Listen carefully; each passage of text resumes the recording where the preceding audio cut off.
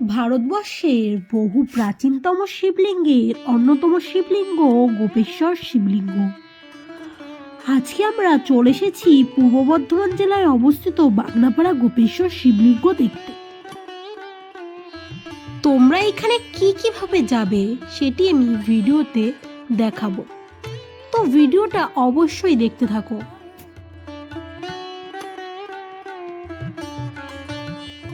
বাগনাপাড়া যাওয়ার জন্য তোমরা হাওড়া থেকে কাটোয়া লাইন ধরে যেতে পারো।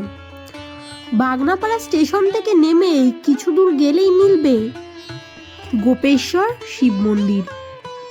এর মধ্যেই আছে কানাই বলাই ও রাধাকৃষ্ণ, জগন্নাথ, সুভদ্রা, বলরাম আছে। আজ তোমাদের যে শিবলিঙ্গ আমি দর্শন করাবো তা সমগ্র ভারতবর্ষে খুব বিরল। এখানের শিব হলো এক মুখ লিঙ্গ মূর্তি। কালো কোষ্টি পাথরের নির্মিত এই মূর্তিটি সমগ্র ভারতবর্ষে আর দুটি নেই।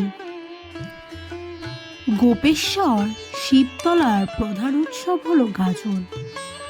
গাজন রাঢ় অঞ্চলের অন্যতম প্রধান উৎসব।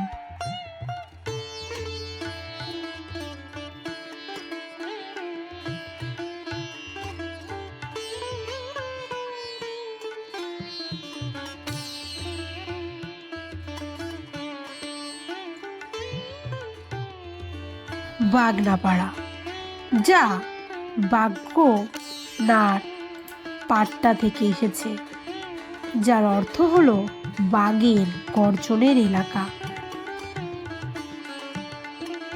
লোকমুখে আরও জানা যায় এই শিবলিঙ্গটি তারকেশ্বরের শিবলিঙ্গের পরের শিবলিঙ্গ বলা হয়।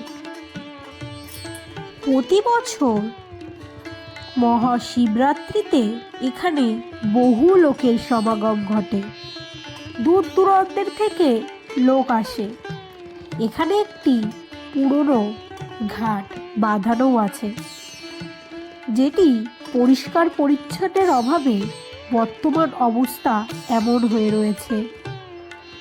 জায়গাটি কিন্তু তোমরা এসে মনের একটি শান্তি উপলব্ধি করতে পারবে।